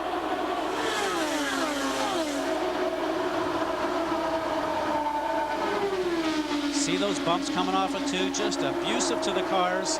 The drivers, though, I guarantee you right now, Todd, do not feel it. The white flag is out. How low can you go? Scott Sharp holding off Vitor Meira, number 17. Goes to the outside, gets a look, tries to get a run. Will this be the lap that Vitor can turn the trick?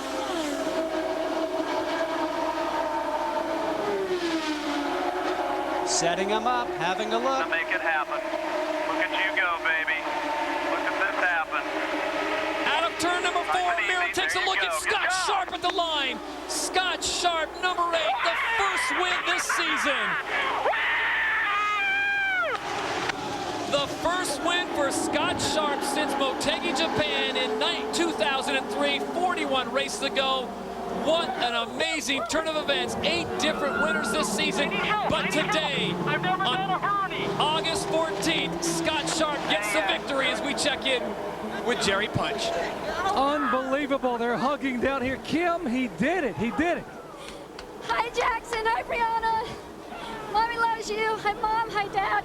I can't believe it. I mean, we've worked so hard for this. We've been down in the trenches, and the sport can be so brutal to you. And I can't believe it. No one deserves this more than Scott and Delphi and everybody that stuck with him and believed in him. And this is for so many people. I can't say enough. I'm speechless. I'm so proud of him. Go give him a big hug. Oh, don't you worry. Kim Sharp on her way to celebrate, and the doubters should forgive themselves because Scott Sharp never went away. He's a winner here today. Scott Sharp takes sole position of second place on the all-time IRL career win list with his 9th career win. We'll be back with more after a word from our ABC stations. It's been a long time coming, but Scott Sharp is back in victory lane where he belongs.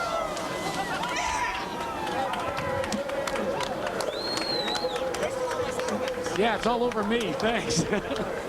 Scott, we talked to Kim right after the victory, and she talked about how cruel this sport can be. The dark side of it when people whispered about the fact that despite maybe a lacking package, that you didn't have it anymore. What about it now that you've proven to people just how important it is? This can be a little long, Jack. First of all, Brianna and Jack, I'm coming home with a trophy, baby. Miss you kids. I got to thank all the people who's prayed for me, you know, and there's a couple guys I know that went on a mission trip in Indonesia, and I said I would give a percentage of my winnings regardless of where I finished today. So it's going to be a little more than it could have been with the win. But where do I begin? I mean, so you're right, Jack. So many people said, all the problems the last few years, you know, when the car wouldn't go fast. Yeah, baby, you are the best engineer. I mean, Delphi, man, they were just incredible. We're in 8 seasons, I think, almost 100 races together. So just they've been tremendous. The opportunity to go here, I want to thank Adrian and Tom. Honda is the best motor company I've ever been with. This motor called the mail. Robert, thank you. You can pretty much understand how you feel, but take me back to when you were in the dark side, when people were wondering if you still had it. Did you ever doubt it? You know, I had so many people that helped me spiritually, you know, and I'm just a real spiritual person. They helped me get through that. And sure, there's dark times. Sure, you doubt yourself. Sure, you have people, you know, when you telling you can't drive anymore, all that kind of stuff. But I just, you know, every time I get in the car, I try to go 100%. And I just can't thank everybody out there so much. All of our sponsors have been just tremendous. You know, Delphi, Futaba, Bill LaFontaine, everybody out there has just been tremendous. Scott, congratulations and welcome home. Thanks, buddy. It's been a long time. Unofficial results look like this as the Delphi crew continues to celebrate their man's victory with Scott Sharp taking his car to victory lane. There it is, Sharp on top, followed by Vitor Meira, Dan Weldon, Alex Barron, and Elio Castroneves, the top 5 here at the Amber Alert Indy 300 presented by GPS. Back with much more after this short break.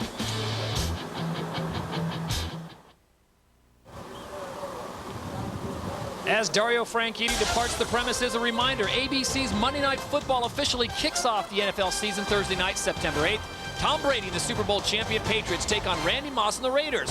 Plus, before the game, NFL opening kickoff will feature performances by the Rolling Stones, Green Day, Santana, and many more artists. It all happens Thursday night, September 8th at 8 Eastern on ABC. As we check in now on pit row with Jamie Little. Well, Todd, the one man that kept Scott Sharp honest until the end, Vitor Meira, you were all over him after 40 starts. I thought this could be it. Where did he have the edge over you today? Well, I think they were, again, just at the right place at the right time. He had a little better last pit stop than us, and we had a really good one. But again, I mean, it was just the last lap deal I tried. Inside, he was already there, and there was nowhere else to go. This man has been involved in, gosh, 2 of the top 7 closest finish. What is it about that last 2 laps? What do you do? Well, I mean, you just hang there. I mean, you hang there, you study the guy. But I think the thing that matters is position yourself to win. And the Jones Manville Menard's car, we are doing that all the time. And I mean, a good thing is Honda 1-2 again. If nothing, is a team win. So it's 1-2 for Honda and for us too. Vitor Meira could run high, he could run low, and today he finished second. Todd? As we take a look at the results, and the points look like this in the IndyCar Series for 2005. Dan Weldon still on top, Sam Hornish Jr. in second. Tony Kanaan in third, and Dario Franchitti in fourth. Scott Sharp has moved up to fifth. So Sharp moves up 2 positions to fifth in the points. And the points leader standing by with our Dr. Jerry Punch. And that would be Dan Weldon, who gets his 9th top 5 of the year. Dan, nice run today, finishing third. But I got to ask you, that last pit stop, what happened on pit road? I overshot my marks, completely my mistake. I think I got a little bit excited, but certainly it was a good team effort today by everybody at Andretti Green Racing. It's disappointing for my teammates. Felt kind of lonely out there without them. It's different when you don't have those guys pushing you, but you know, all in all, I think a good day from a points standpoint. But you know, we wanted to win, but nonetheless, I think Scott Sharp did well and was very quick, and so was Vitor. So I don't think we quite had the car to beat them. How does the points battle now affect what you do these final 5 races? 90 points, fairly comfortable. I know you like to be aggressive. Do you start thinking more and more about the big picture in the championship? No, not really. We just got to carry on doing what we're doing. If you do that, you know, the way the point system works, they can catch you real quick. So we'll just continue to do what we do, and you know, it'd be much nicer to see one of my teammates in second. And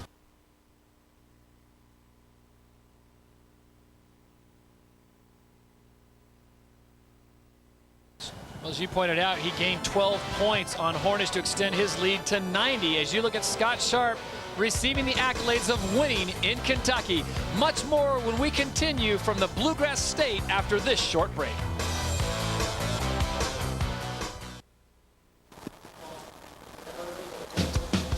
The Amber Alert Indy 300 presented by GPS on ABC Sports has been brought to you by the sponsors of KentuckyAmberAlert.com. By Chevy, the winningest name in racing, an American revolution. And Cialis. Ask your doctor if a free sample of Cialis is right for you. As the celebration continues on in victory lane for Scott Sharp, we want to remind you, go to ESPN.com and chat online with our winner, Scott Sharp. It's been 41 races in the making, but Scott Sharp is back in victory circle. And, of course, our friends from Sports Center are here. 50 states in 50 days. It's the Bluegrass State's turn, and Scott Sharp will make an appearance on Sports Center. Also, Danica Patrick, who started on the pole, she finished her number 16th for Danica Patrick. She will regroup and join us again next week at Pikes Peak. Let's send it down to pit row with Dr. Jerry Punch. Thank you very much, Todd, with the Marlboro Team Penske drivers, Elio Castro-Neves and Sam Hornish, who finished 5th and 7th respectively. And guys, you started to make a move early on. That testing last week seemed to pay off. Oh, well, actually, his setup was better, so we were able to follow his lead. And wow, Sam, thanks, man. It was pretty good, so we're very happy, especially after 2 bad results, Milwaukee and Michigan, so we're very happy with 5th place. And Sam, I know you guys were trying to have long runs, be consistent, but I know that the right rear tire was a bit of a concern today. Yeah, you know, we did everything we could during last week's practice to make sure that you know, the tires were going to stay on it, and it was just quite a bit hotter today. You know, not you know, no overcast really. It just stayed sunny, and the cars were sliding around quite a bit, and I think that's what resulted in that. Second in the points, 90 back with 5 races to go. Can you do it? Well, I think we can do it. I'm not going to give up until it's mathematically impossible to do it. But, you know, it's like you know, that's why, you know, we're going to keep going out here and we're going to keep pushing hard. The Marlboro Team Penske guys give me awesome pit stops and good handling cars. And, you know, that's why Elio and I do all this testing so we can help each other out. And, you know, I think that we go to a lot of races here towards the end of the season where we can really help each other out and, you know, move him up in the points and also, you know, get me closer to Dan. So we'll do everything we can and keep working away at it. Two teammates working together, both getting a top 10 today here at Kentucky Speedway. Let's head up pit road to Jamie Little. Actually, we're back in the garages with a very happy Foyt family. A.J. Foyt, of course, A.J. Foyt the fourth next to me. They finished 9th today. That was one of the biggest stories coming in. You guys switched power from Toyota to Chevy, so I have to ask you, why this change? Well, for 2 years, we've been getting beat pretty bad. Before that, you know, we won championships. Kenny won Indy, and, you know, it was pretty competitive. But, you know, we just couldn't get our package with the Toyota to really run good. And I said, I've got to make a change. I know, you know, A.J. the fourth, he's a rookie. He's got lots to learn, but I didn't think we were that far off because he's won championships and everything else. But drove a super race today. It's a shame we lost fifth gear right there at the end. I think, you know, as high as up, I think is 6th or 7th. But, you know, that's a ball game. Biggest thing we finished, and you run a good race. Now, last weekend, we heard you almost lost your life. You were attacked by killer bees. I still see your face is a little swollen. Looks like you're feeling all right. How are you? Well, I really feel good. Last Sunday at this time, I was watching Tony Stewart win the Brickyard, you know, and barely peeking out of one eye. So all I can say is I do feel a lot better today because last week I was really hurting. Peeking out of one eye because he refused to go to the hospital, guys. Now, A.J. Foyt the fourth. You're running out there with the front runners. You were up, I think, as good as 5th at some point. How was the power difference for you? It's just a world's worth of difference. You know, we usually at the back fight with the same usual guys that we usually race with, and now it's good to get up there and race with some of the top guys. And I hate we lost 5th gear there at the end. I think we could have maybe had a few more positions, but just it was a great weekend for us, and just happy for the whole team. They worked too hard to be running in the back like we were, and to see them excited as I am, it's just good for the whole ABC team. It's good to see Foyt back up in the top 10, his second top 10 of the year. Todd? Thank you, Jamie, and I'll tell you what, for my money, A.J. Foyt, Grandpa, is the toughest guy I know. Scott Sharp continues to answer questions. We'll be back to wrap things up ABC's coverage of the Indy 300 from Kentucky after this.